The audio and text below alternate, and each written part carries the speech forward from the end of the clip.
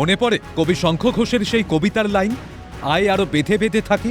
সেই লাইনই যেন বারবার উচ্চারিত হচ্ছে বাংলার রাজনীতির ময়দানে। সবের ঊর্ধ্বে জনকল্যাণ, বাংলার উন্নয়ন, তারপর রাজনীতি। সেই বার্তাতেই বিশ্বাসী বিজেপি সরকার। তাই আমি নয়, বরং আমরা।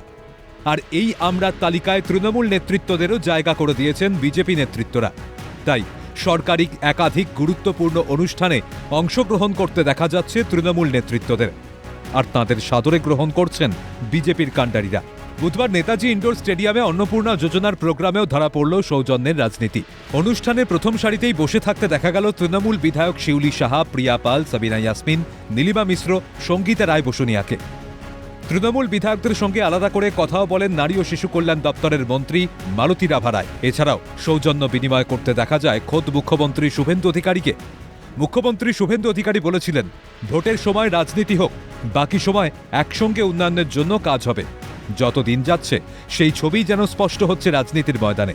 সব মিলিয়ে বাংলায় রাজনৈতিক ময়দানের ছবি বদলাচ্ছে। শাসক বিরোধী তরজা দূরে সরিয়ে বাংলার উন্নয়নের তাগিদে তৃণমূল বিজেপি নেতৃত্বরা।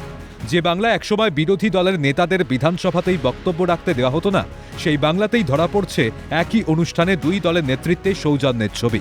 ক্যামেরায় সুরজিৎ প্রামাণিকের সঙ্গে সায়ন্তন ভট্টাচার্যের রিপোর্ট, ক্যালকাটা নিউজ।